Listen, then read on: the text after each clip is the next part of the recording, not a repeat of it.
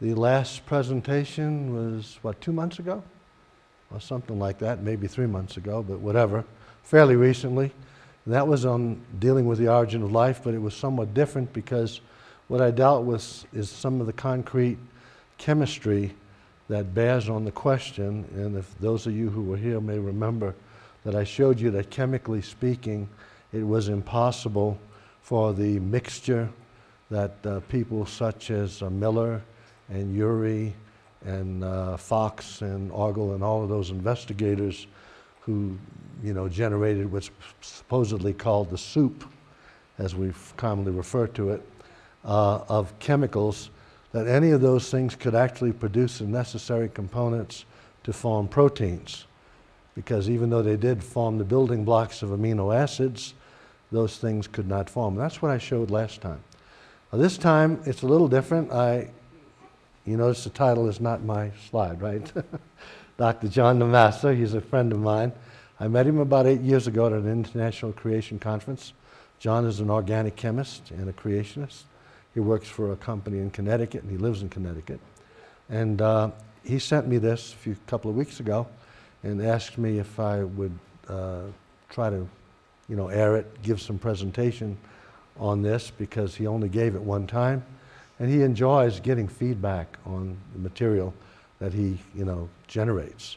And so I have no problem with that at all, giving somebody else's talk. Just so long as you know, I didn't do this talk. He produced all the information. I'm just delivering it. I'm only the messenger, okay? But I'm certainly going to want to encourage you for the feedback. And that's one thing for sure that I want to encourage you to do, because he asked me to do that, okay? Now, the other thing was, Brian mentioned Hugh Ross, and I remember when Hugh Ross came out with his first book, Reason to Believe, a number of years ago, I challenged him to a debate on that book. And I never did get a response from him. Never even got an answer or an acknowledgement. I followed it up with a second request.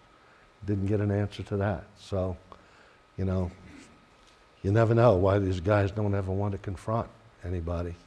I mean, I've confronted many people on television and on radio and in certain circles and universities and that sort of thing. And I'm quite comfortable with them, because I know the truth. But that makes you comfortable, and you can dialogue with. In fact, one time I was on I think it was a radio program, might have been a television, whatever it was, and I think the chairman of the biology department at Tulane University, which is my alma mater for my graduate education, was on there with me. I didn't know that. And he's talking all this biology, and I'm not a biologist, okay, but I'm not really stupid, so I know a little bit, I knew enough to challenge him, and that was good enough. So never hesitate, Any opportunity you get, if you know the truth, you don't have to be an expert in science or in a certain area. If you know enough about it, don't hesitate. Just get right on in and let the Holy Spirit do the work with you, okay? That's my encouragement to you. All right, so we want to take off with this, and the question is, where does life come from? Of course, we already know the answer. So this is kind of a moot talk. I can quit and go home, right? We know where it comes from. But some other people are going to challenge that question, right? So the question then is, what do you think? What are your options on where does life come from? Well, we know basically what the issues are. Both sides of the fence, most of us.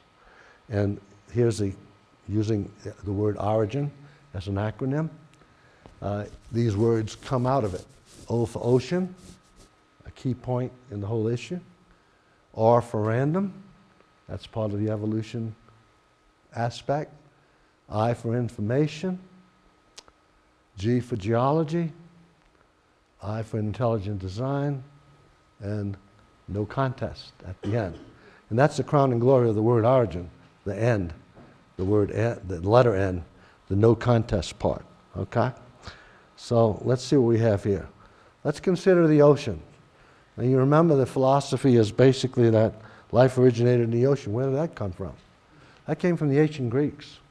You see, this guy, Thales, back in the 500, 600 era BC, was already a philosopher impacting the Greek society with the thought of life originated from the oceans.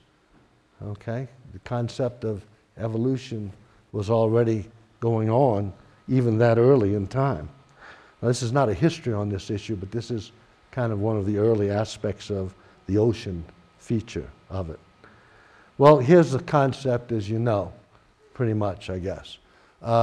You start from the chemicals in the ocean, okay, which of course allows the soup to be provided. Now, what supposedly happens is as the ocean waters spill over and you form the lakes and the tributaries and whatever bodies of water you might have that are land-bound, these chemicals in those areas of water will concentrate, and as they concentrate, then all the chemistry is going to go on to, generate what they need to build the proper biomolecules and then the cells and all that sort of stuff. So then out of the soup comes a living cell, and of course plants and animals and then man, right? At the end of that evolutionary chain. They never answered the question, why did it stop with man? Interesting question, isn't it? You should ask an evolutionist. Why do you stop your evolution with man? Well, the answer, I can tell you what they're going to say is, well, man's been here a relatively short period of time, haven't had enough time to watch evolution work beyond man, see? In other words, another branch of that tree in the right-hand corner up there has not yet begun on the evolutionary time scale. But of course, we know that's a lie, so it makes no difference to them. They're willing to believe the lie, unfortunately. Okay, so from this ocean condition with the proper chemical components, the first living cell is to be generated by chemical evolution. And then everything else comes up from there, right? Well, here's the Museum of Natural History. Okay, outside of it anyway. All right, so the Hall of the Naturalistic History in the Museum of Natural History, we have Confederate, skirmish in the Confederate battle for the states, Confederate and Union battle for the states.